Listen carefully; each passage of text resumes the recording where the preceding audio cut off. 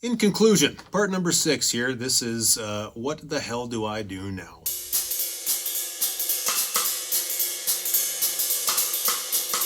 In a situation like this, you have custody of your kids, whatever that you were able to get out of that. You went through all your monthly payments, whatever you were able to get with that. You went through your entire financial portfolio and got rid of a whole bunch of money that you didn't really need. So you have all these things dealt with. You've sold some things, you've got rid of stuff, you've got rid of money, you've found new ways to make money, hopefully because you needed to. What kind of situation do you have with your kids? And life moves on, just like with everything else in your life. What I would recommend you do now at this point is to say, okay, you're sitting in this situation now, you've paid that last, this is right when you make that last payment of your asset payment. And you say to yourself, now what? What the hell do I do? You look at your situation, you say, okay, a year ago, a few months ago, whatever it was, I had this family, I had a wife, and I had kids, and I had all this stuff. Now I have an ex-wife who's banging other dudes and loving it. And I have these kids now that I see sometimes. And they don't know what the hell's going on. They don't want this shit. And you're saying to yourself, well, I don't want this shit. And you say, well, okay, well, what the fuck? This is my life now. And now your work is this, and you had to go through this, and you moved, and I moved back, and you're like, okay, well, that was pretty dumb and useless. And where do we go from here? The things that have helped me out the most are hard truths of accepting where you are. This is probably the hardest thing that I've had to deal with and still struggle with this from time to time, which is this is who she decided to be. This is her character. She was able to put me into this position, and my kids are now in this position, and we have to, as some kind of group, move forward. And that's a really hard pill to swallow. I still haven't finished swallowing that pill. I still choke on it from time to time. It's very difficult to be able to accept that this is how it all worked out. Like, how did this fucking happen? Why did it happen? Why now? And now what do I do?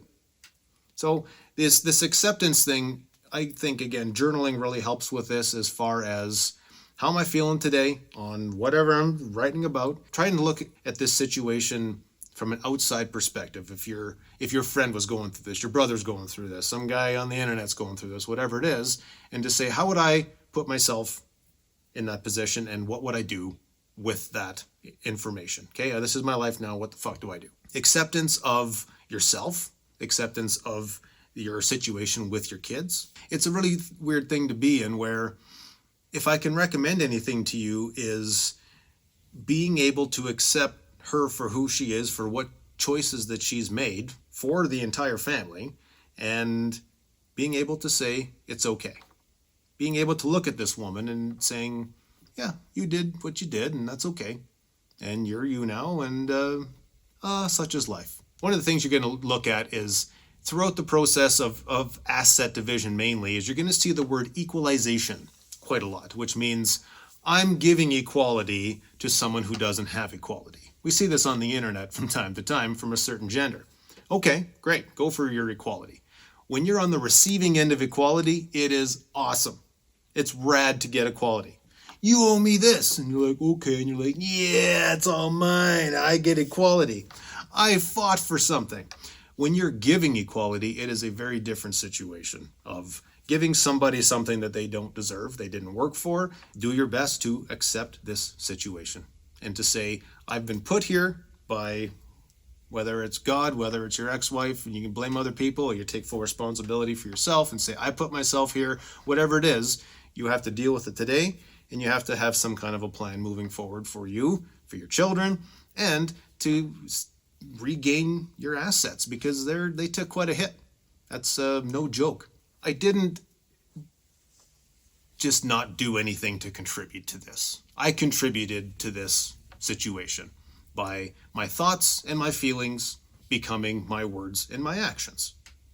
And I would recommend to you to do that, again, in the journaling way, or talking to your close friends and family that you know that your words are safe with, is what kind of person am I? What kind of a husband am I? What kind of a boyfriend am I? What kind of a dad am I? How am I good at making money? Or am I good at going to work? Am I a good friend to people? Like, you really got to find out your strengths as a human and your weaknesses as a human. And that's, again, a little bit of acceptance with that as well, is to looking at yourself in the mirror and saying, this is who I am, and this is where I'm at. If you did things that contributed to somebody leaving you, like I did, then you have to be able to identify those things as character flaws, as personality flaws, whatever they are, and to say to yourself, I don't want to carry that into a new relationship. If I'm a barky asshole when I communicate, my way or the highway, that doesn't bode well for having a good relationship with a woman. I was kind of like that sometimes, which definitely contributed to her deciding to go find new dick elsewhere. And I have to be able to say there's certain things that I did. Am I a pushover? Am I too aggressive? Am I kind of am I a little bit weak? And am I just, doing what I'm told? Or like, doesn't matter what the problem is. It's a problem for you, and it's a problem for me, whatever I'm doing wrong. I would recommend doing that. I learned a lot about that in the first number of months, as far as my communication abilities, and to say, if I pushed away the love of my life by doing this, I don't want to do that anymore. Like, losing marriage to me really was like the biggest ass kicking that I have ever received. I do kickboxing, and I tell you what, I've been punched in the face and kicked in the ribs a few times. I've always done diet fighting, sparring, nice fighting. Even then, you can still feel pain pretty quickly getting a punch in the face. Nothing has even come close to the absolute ass kicking that a divorce is. And unless you've been on the receiving end of that, I guess you just don't know unless somebody like me tells you about it. And it sucks that I wasn't able to fix that problem. As a guy, we want to fix problems. That's kind of the main thing that we do. We want to fix problems at work. We want to fix problems with our kids. We want to fix problems with our wife. Well, turns out the ways that guys do things aren't always favored by women. So look back at your relationship, and I had to do this in myself and say, what are all those times that I did things that pissed her off, made her sad, made her feel less attracted to me, whatever it was. They all kind of go into the same pit of, you're not getting laid tonight, and I would rather be with somebody else if you do. I don't want that for any future relationship of mine whatsoever. On a personal note, in the last number of months, what my ex-wife did is, we were fighting about something. I was being a dick, probably. And she came to me a few months before she left with a document that was about 5 pages long, outlining every single thing that I did wrong in our relationship of 12 years, dating back to the first few months that we were dating. So this is from 2007 until 2019. And she went through the years, and all the fights that we had, or all the things that I did that were wrong, she highlighted every single one of them up until that day a few months before she left. And basically said, look, you're a problem. We have problems. We need to go to marriage counseling. And ladies, if you want to really just fuck a man over, like on an emotional level, and just flick him in the dick as hard as you can without actually hurting him, is you just give him this document and say, this is everything that you've done wrong our entire relationship. It was such an ass kicking. Holy shit. And this kind of was, I'll take blame for this as part of the demise of our marriage, because I was somebody who just immediately said, I did all these things, and I have things that I need to work on, and I need to learn more about myself, and I don't want to lose my marriage. I don't want to lose my family. I need to get to work on myself. And right instantly what happened with that is there was a shift in who's in charge. And I found that was the beginning of the end of, I would have had as much luck saying, great that you have found 12 years of problems. This is what you do all day when I'm at work, is just write down things that I suck at and have done wrong. You'll have your list tomorrow, and until then, get off your fat ass and get to work and clean the house. I would have had about the same situation happen anyway, because what I did is I went to marriage counseling, and the counselor that we had was this young girl who just read out of a textbook. I think she just was like a temp that day or something, and she just agreed with my ex-wife that I was the problem. We weren't there to fix us. We weren't there to work on us and have both people contribute. It was just me saying all the things that I'm doing wrong and that I can do better. We were there to work on me. And after a few sessions of this, I'm like, man, why am I spending $200 a session for me to look like an idiot, to feel like an idiot and for her to look at me like a little bitch. Because that's all it continued to happen as the month went on, is that she just lived in this house with me and she just looked at me like, you're a fucking pathetic human. Fuck you. And it was in her eyes every single day. And it was just this horrifying experience that was based out of fear, I think, on me. With that, I get into personal development a little bit, and one of the one-liners that I heard was, you attract what you fear. And I feared losing this person. I feared losing my family, and I lost my family. And that hit me in the face like a fucking brick. Absolutely. Find out what you do that makes your ex-wife not want to fuck you. I guess that's a good way to do it. And fix those things. Journal about them. Talk with the therapist about them. However you want to get better. Therapy means 100 things to 100 people as to how to get past whatever walls you can't get past, whatever thoughts on your mind that you can't get over and that make you feel like shit about yourself. Is find out what that is for you and work on that. And it's a very time-consuming thing. You don't fix that in a weekend. Your ex-wife is going to want you to fix that in the weekend, but it's not going to help anyway. What that does is that helps for you to say, I'm going to be a better man. I'm going to improve on myself. And that's one of the main things that I've been able to do in this 4 years now that I've been divorced is, who am I as a man now compared to who I was? And I'm a very different person. I'm a very different dad. I make more money at work. My friends are still my friends. And they tell me when I'm being an asshole, and I'm fortunate for that. Some people in divorce have enablers and say, oh, you want to go and do something bad? Absolutely. Well, you're going to get paid out of this? Do what it takes to get paid. Doesn't matter.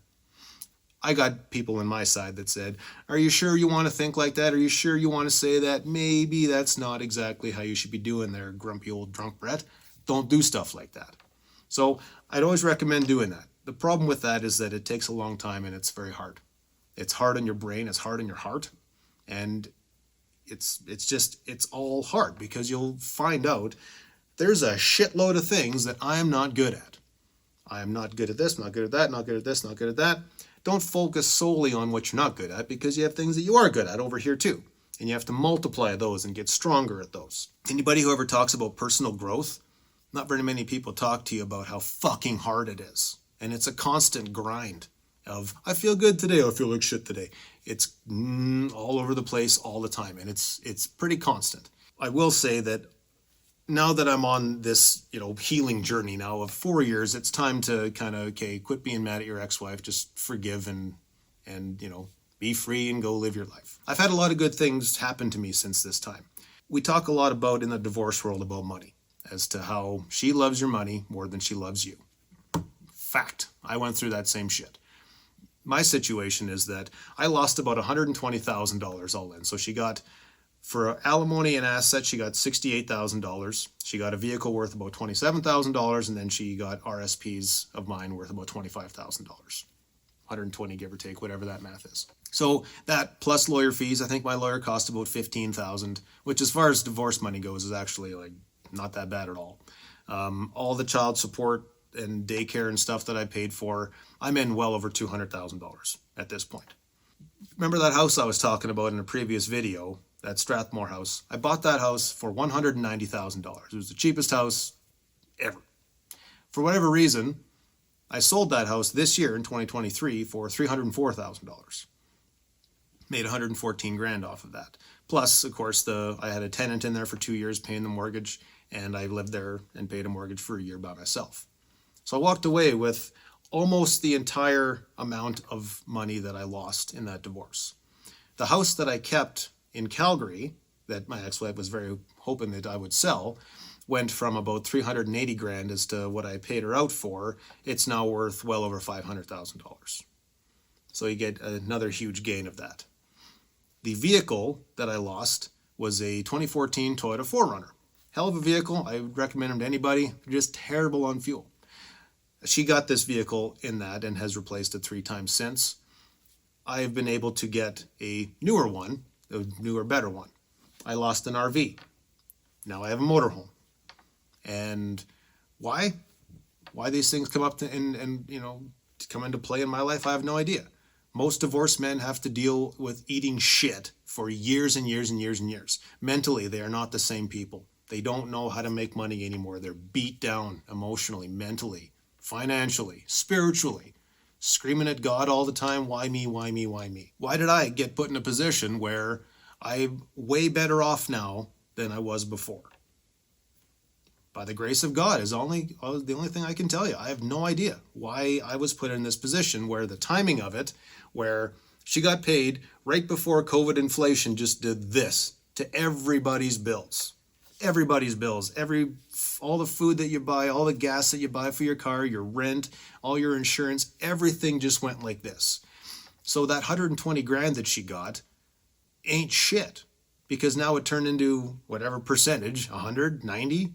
And if you don't know how to manage money, when you get a whole bunch of it, you just spend it real quick and it's gone. Now what? You've sold your soul through a divorce, which is months and months and months of poking somebody where it hurts to get that money and blaming them for it, only to find out that you spent it all and that he made it all back, plus way more. He makes more in his job than he used to. And you found out that old baby daddy Brett actually is a good dad and he takes care of his kids by himself. I pick up and drop off kids and I take them to kickboxing after school, and they get baths sometimes and they get fed sometimes, and I do it all by myself. And it's amazing to be able to see that dads actually are good people, and they do it after getting an absolute ass kicking through a divorce. Moms, on the other hand, or one that I know, is that without baby daddy paying all that money, I think she would lose her home, where child support now has become something that is absolutely necessary in her life. Me paying 3/4 of the bills for the kids, which turns into I just pay most of whatever comes about, dentist bills and stuff, I just pay for them. And she now owes me money. I'm not going to go after her for that because I don't want to go after somebody for $1,000. Fuck off. Take your $1,000 and put it towards your new tits, whatever. And I get to be somebody that comes out the other side saying I'm much stronger and I'm better and I have more money. Well, who lost? Who won? To me, if I got everything back that I lost, then that wasn't a loss. I'm a much better dad than I used to be because I have to do it on my own now. And I tell you what, cooking and cleaning for myself, not that hard. All these moms that are out there like telling their husbands there ain't shit because they don't help with all the chores of the house. Men, just do the chores. Vacuum, dust, clean bathrooms. I'm telling you what, you'll find that like half an hour of work a couple of times a week will be like your house is just way more nice. And I don't know where you live where the house chores are that problematic, but if you just do them yourself, you'll find out that they're not that hard. And people that whine about that kind of thing, to me, I think need a perspective change on what's actually important. If that's where you're at in your relationship is my husband doesn't do this enough, like eat a dick. Clean the fucking house. It's not that hard. It's not that hard to go and vacuum and to clean a bathroom. And you could do it with a smile on your face, or you can do it with a bunch of resentment that makes somebody else say, you don't do enough. Have you ever heard women talk about child support? They're like a bunch of fucking clucking hens. Child support, alimony, deadbeat, pay your bills, you deadbeat. Fuck off. They love it. It's like this thing that it makes them feel so powerful. Why doesn't the man pay more? Why doesn't the man pay more? And it's just constant conversation. Here, I'm a guy that pays it to a very ungrateful woman who uses it for her own personal gain or just to pay bills per month. It doesn't go to the kids. I've already paid $40,000 in child support in the last 4 years. Has any of that been invested for our children? Don't know. I'd have 40 grand more to do whatever. Because as a dad, when I go and make my life better, it's for my children. It always accompanies what can I do for my kids. It's not for me. Yeah, I'm going to go do stuff. I'm going to go buy toys and here and there, but not unless I can also make sure that my kids have something. I'm going to teach my kids that's not how you make money. That's not a path to fulfillment. That's not a path to go and make yourself a better human. No, you don't take from people. Get off your ass and make your own money. If you want to leave, fine. You better make sure that you would leave without the money. I wonder often if my ex-wife just left and said, look, I don't love you anymore. I'm seeing somebody else. It's over. And we'll just share the kids half and half and no money. Just we'll share all the bills, whatever it is. I want you in my life. You're a good dad. Your kids need you. A few years later, there was no reason why I wouldn't be some kind of amicable guy and be civil and just say, look, you didn't take me for this and that. Thank you. And there would be some kind of respect there. When people call themselves equal, they're supposed to do what, like, if I'm equal to you and you're equal to me, then you do what I do. If we're going to fight in a ring and we fight and it's back and forth, back and forth, back and forth, back and forth, that's a pretty equal fight. Somebody might win a little bit, but it's pretty equal. If you go into the ring and I just crank you once and you fall over dead, not equal. Not at all. And that's how I kind of look at this divorce situation now, is that all the money's paid out and keeps on happening with the monthly payment. Where am I in my life and where is she in her life? And I'm like, well, why are you barking at me like you're equal? You're not equal. It's in our separation agreement that I have to respond to her texts or emails within 24 hours. And I have to acknowledge within 24 hours, I've received your fucking email about bullshit. And then I have to respond within 72 hours. It is now my law that I have to do that. I'm in breach of this law for ignoring her about 337 times now, because I mostly just ignore her. If it's not something that I need to respond to, it's like, well, keep talking, walk, walk, walk. Go fuck off somewhere else. Just don't talk to me. I don't want this person in my life. Who she became? This is the mother of my children now that's become somebody that, hey kids, you see that person over there? If you want that life, go do what they do. Look at someone's results as to how they're living their life. I would not want to be in that position in my life at 36 years old and barely be able to survive.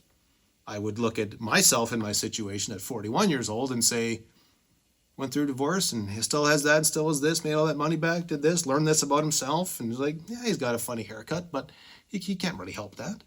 Other than that, it's not bad. I think that my parents and my grandparents would look at me and go, not bad, boy. Where I don't know if she could have her grandmother go and say, nice job, woman, you did great. You did everything you could have, and you were this person, you were that person. Character comes out huge. I want to make sure that I'm somebody that has character that says, look, maybe I talk a little bit of shit about this woman who used to be in my life and kind of still is. But overall, I'm somebody that takes care of myself and takes care of my own. And I want to be a better man. Do what you can for yourself to become what you want, to become what you're looking for.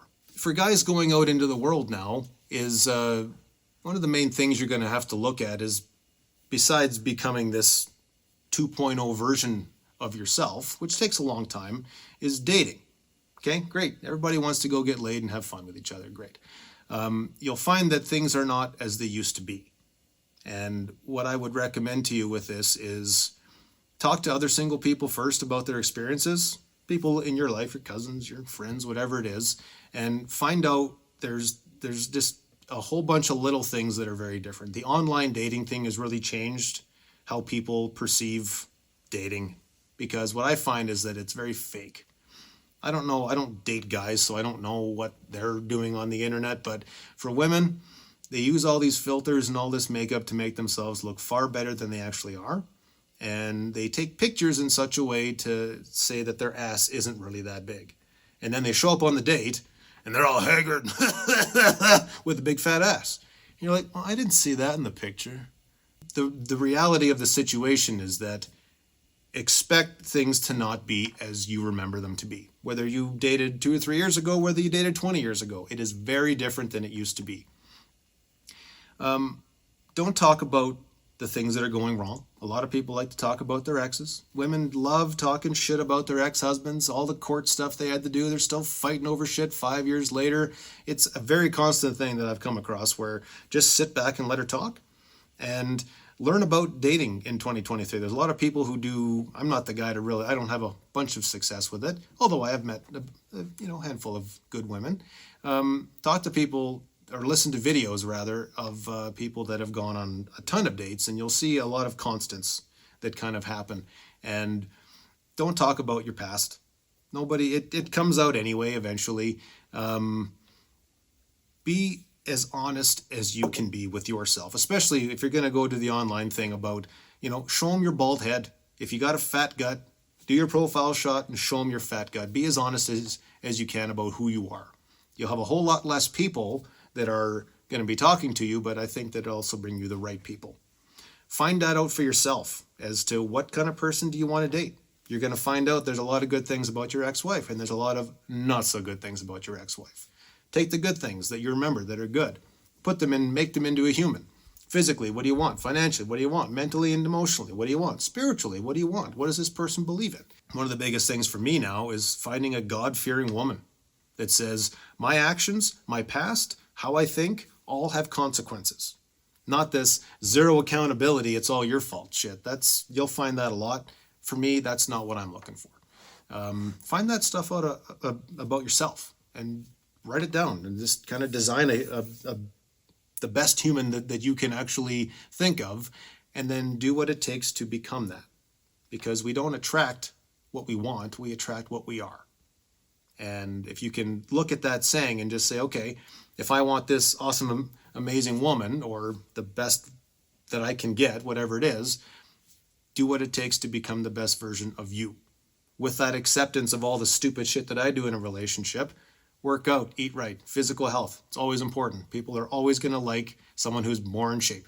The mental emotional capacity, writing down what you suck at. What are your goals now? What do you want to focus on? How much money do you want to make? How am I going to do it? Goals. What kind of goals do you have for yourself?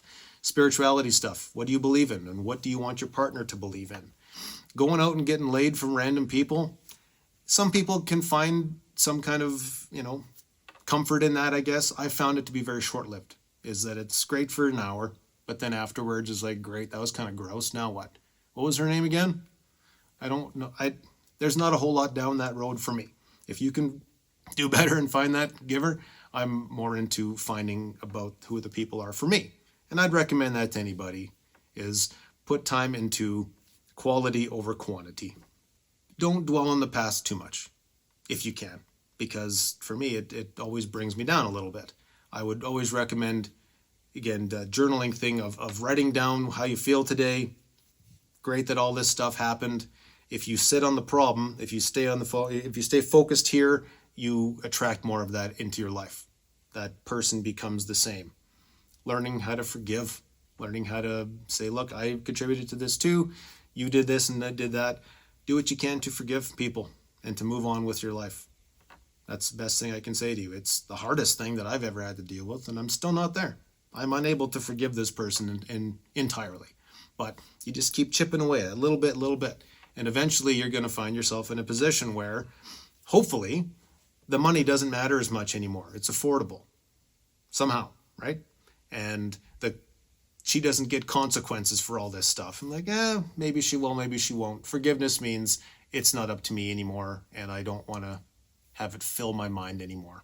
I want to do better for me, and I want to do better for my kids, and I want to focus on that more. And if you can do that, then I think you'll have a better day.